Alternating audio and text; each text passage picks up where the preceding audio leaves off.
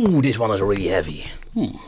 Interesting one. It's a time for package from China.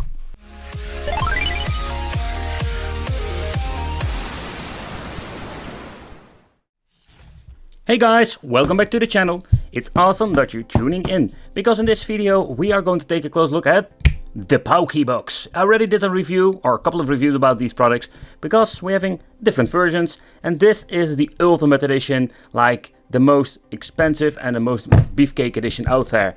But what is the Pawky Box? The Pawky Box is basically an Android box with some pre-installed firmware or software, how you want to say it, and we can do a lot of great things with it. But okay, so this is the most expensive version. There is only one big bummer with this. Yeah, we're going to get more, let's say, storage capacity. But when you're looking at the controllers and stuff like that, we're still going to get a lot of the same stuff, like I've shown you in a different video or the previous models. They did give us a different kind of box. I like it. It's pretty cool. It looks very similar, like the Super Console X, but we're also going to open it up to see if they changed something out. Inside the box, what are we going to get? Of course, a remote itself. Some of these devices have dual boot, but it's something we can take a close look at it later. Also, I must say that there are a lot of different versions out there. Some are using newer version of Android. What the hell happened to you? So they give you. So I can talk me. Brain fart, like my second channel, Wicked Brain Fart, by the way. So we're going to get is a very nice manual, like high quality toilet paper with. Damn, this smells really chemical. But a good explanation how everything works. Here we're going to get the power supply, the 12-volt power supply that we're going to need for powering on the device itself. Do I say it correctly? The power 12-volt? Yeah, 12-volt 1 amp.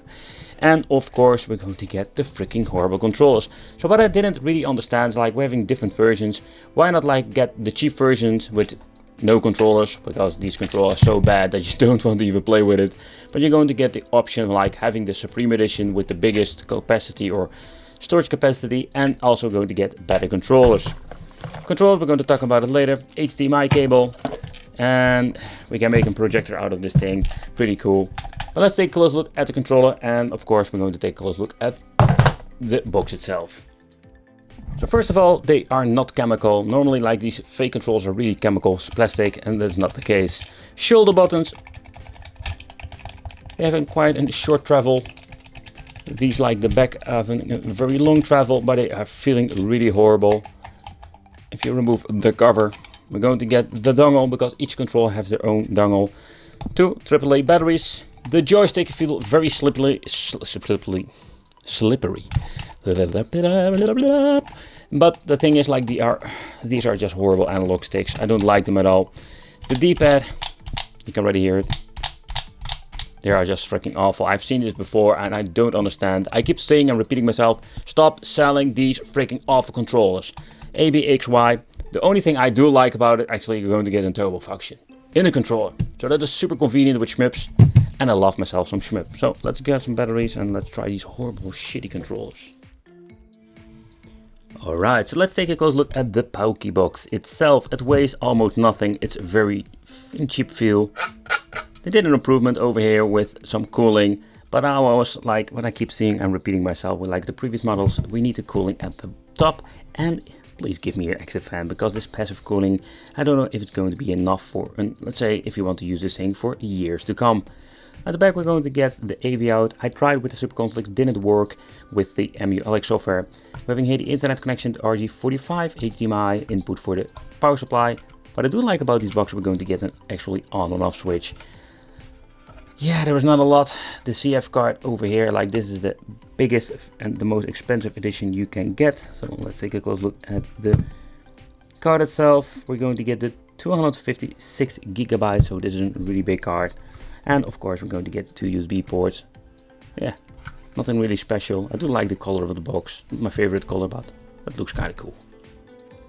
Alright, so let's take a close look at the inside. I already removed the feet at the bottom to speed up the progress. And the only thing that we need to do is removing the 3 screws. And I can remember there were some parts clicked together. But overall, getting this thing turned down is really easy. I think the most easiest TV box to basically disassemble. Okay, so this is the part that they clicked. very gentle. 2-part shell, nothing really special. Let's put these screws in here. Don't want to lose these.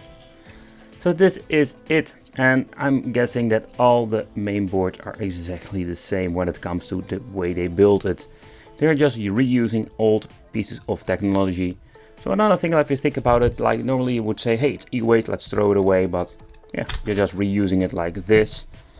And with the Ultimate Edition, I wish they more like gives us the options to, let's say, if having 3 different versions, not only for the capacity of the SD card, but you can have also the option to get better performance. So we're going to get the 2 chips over here, the RAM chips, in total 1 GB. Yep, that doesn't matter which version you buy. Then we're having here the cooling element. It's like this tiny cooling element. I'm not going to remove it because they use, I think, with thermal glue. If I'm going to remove it, I need to get myself some new glue. The Wi-Fi antenna over here because we're having Wi-Fi capabilities. But that's it, folks. The Wi-Fi chip is over here. The only thing I don't like about it, I'm only going to get 2 USB ports. For 2 players it's enough, of course, but if you want to use it like in dual boot or you want to do some more controllers, you need to have a USB hub. But then overall, let's take a close look at the dates. Is there any information over there? It says the S905. That is what you're going to get with the chipset. Let's see, this is the S905M. Oh, guess what? It's the same mainboard like the Super Console X. Yep. But these boards are just very old and I wouldn't expect that they are producing these anymore. Already mentioned, like, they're like old tech. They're saving them from the e-waste and make something out of it. Something I just wanted to show you that I completely forgot to mention if you didn't see it already. It's like, with this casing, they are just covering up the digital output board. We have seen it before with other boxes, but that's fine. Just wanted to show you here, like, that's kind of funny in my opinion. So why are you doing that? Okay, so let's put it back together. And let's have some, how would you put it? Oh, that's the way how I need to put it together. Let's click it. Click it. Click it.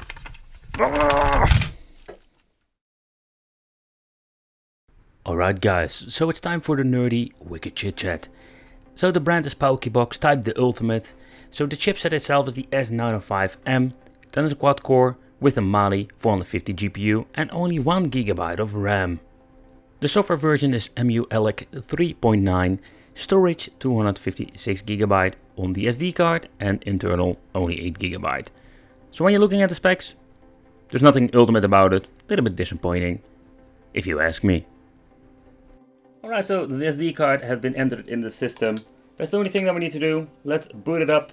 And if everything works, we're going to get the Pawky Box intro. And then we're going to boot up the MU-ELEC software. Within, I say, a minute or so it will boot up, so that's quite fast. I'm curious how long it will take if you're going to get like the biggest collection. Here we can see like it's loading up the final page and it's done. So when booted up, we're going to get the basic boot up theme with MU-ELEC. A little bit of a bummer in my opinion. Pressing start, we can change out a lot of things. Controller settings, UI settings, and also if you want to change out the layout, we can do it over here. You can see like it's running on 1080p. Start a boot up, RetroArch, we can choose that if you want to mess around with RetroArch from the start. Updates, downloads, and here having the system information. You can change out the time zones and other things. But what I like about the MU-ELEC software in combination with Android, that we're having so much options when it comes to old school, but up to PlayStation 1. Most of the time runs just fine on these devices. Take consideration N64 and the higher end stuff that is very hard or even difficult for a cheap box to emulate. That will be always the case with most of these systems. It's still a very cheap old Android box, slapped with some extra software on. But don't get me wrong, you can still play a lot of different stuff. PlayStation Portable, we also tried to start up that, but you will see like it will struggle with some games. Two-dimensional games, sometimes it will like play the games on full speed without too many glitches. But just wanted to give you a quick look on, you can see like we're having so much different stuff. Including a favorite list, that is very convenient if you ask me. But okay guys, so I just wanted to deep dive into the high-end stuff. The reason why, because all the low-end stuff will run just fine. NES, Super NES, Mega Drive, Sega CD, you call it, it will run just fine.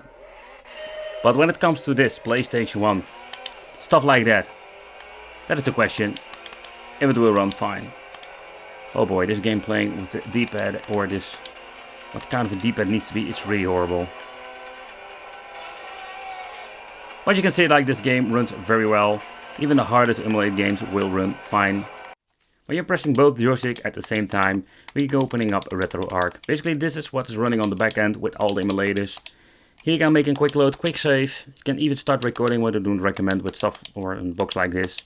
Change out the controls if you have any problems and stuff like that. It's a controller. Next up, let's try another PlayStation 1 game, just to make sure if everything runs like it should be. I think if Gran Turismo will run fine, it will not be a problem at all. Ooh! Paul, I just keep blocking my stuff or what? Yeah! See, he gives me answer. No, no freaking hugging. Go away. Oh, that was lucky. Next up, Sega Dreamcast.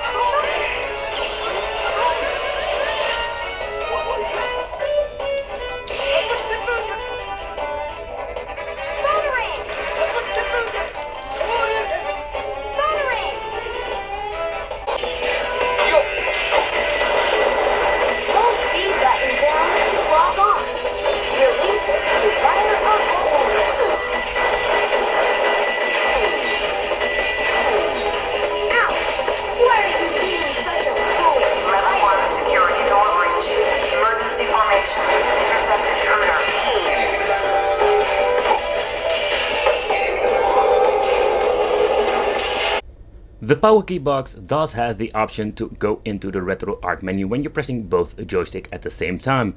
And here we can, let's say, tinker with the settings if you want to improve, or better said, if you want to use different resolutions.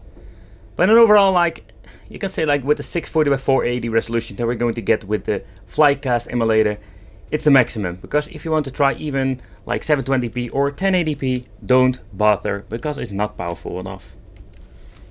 But what I find quite interesting with the widescreen hack, if you want to have like widescreen with some games, we're able to do this by only putting this on, reset the system, and we have the option to play all the games in widescreen if it has been supported. Okay, so this game is really demanding.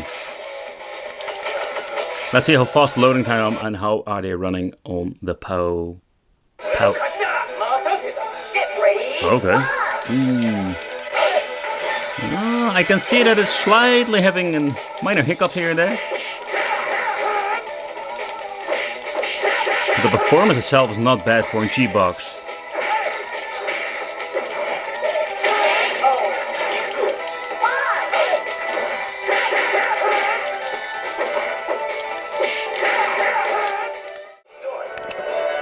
But here you can see like a lot of glitching going on, if you can even see it on the recording.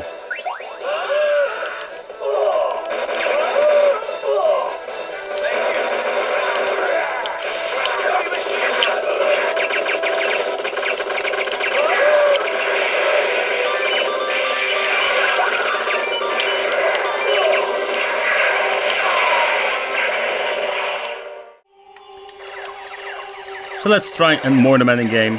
It's still shmup, there's a lot of 3D animations and running on 60 FPS stable. So you can see that even with a cheap box like this, you can still run a lot of games very well.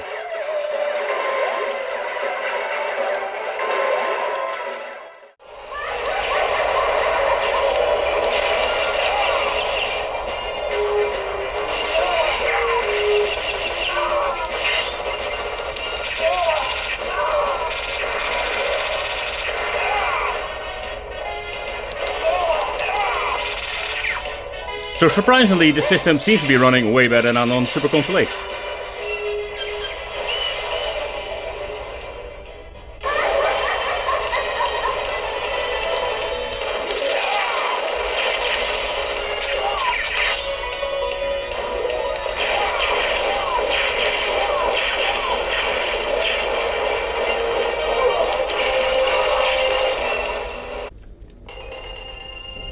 Next up, Mortal Kombat. Let's see how it runs on the Pawky Box. So Mortal Kombat 1 is for me like the ultimate test if you want to play some main games. But Killer Instinct and the really high demanding games like Tekken, Tag, stuff like that from Mame doesn't work on the Pawky Box. We need to have, let's say, a beefy PC for that if you want to run those main games.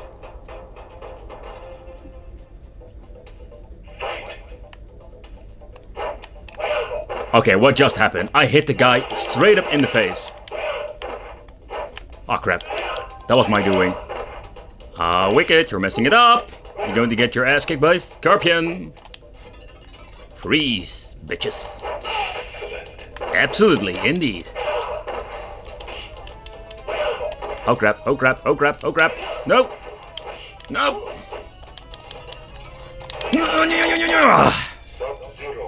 Yeah! But sadly, if you want to play Mortal Kombat 2, it does not run like it should be. You can hear a lot of interference in the audio. So Mortal Kombat 1 is the only arcade game that you can play from the MK series.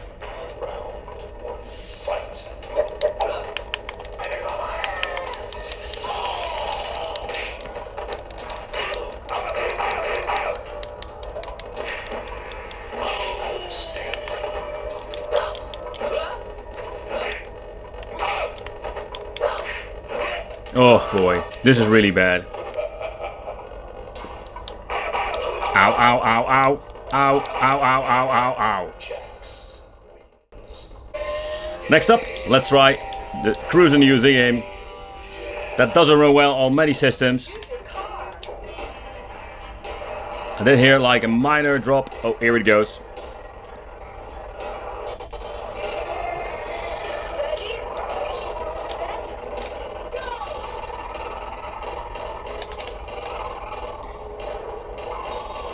But when it comes to N64, I did notice like with the higher end stuff, the Super Console PC editions, like the really expensive and beefy machines, those will run the games like Cruis'n USA without any problem, because it had enough power.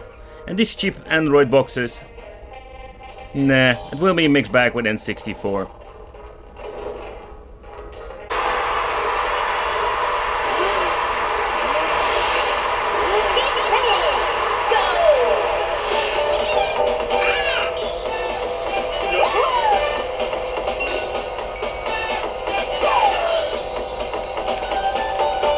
But when you're looking at the first generation of games, this is what I mean with mixed bag, because this works just fine.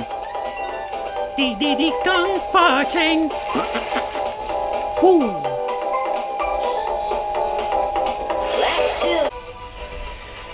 Of course, we also have the option to play some NDS games. I'm just gonna be honest with you guys, I really hate playing like this. You can switch the display, so you can put, let's say, this display as main. It's all up to you how you want to play. There are options to switch between the displays, but personally I just hate it.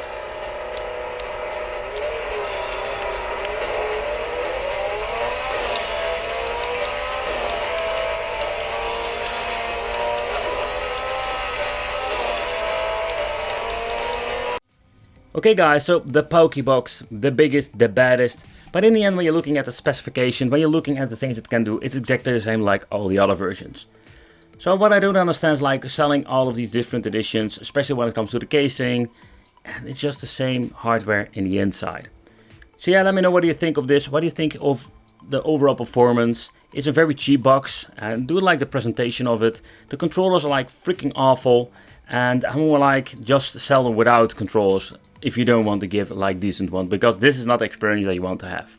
I want to thank you for watching. Consider subscribing, hit that bell, become on the Wicked family, because I will see you in the next video.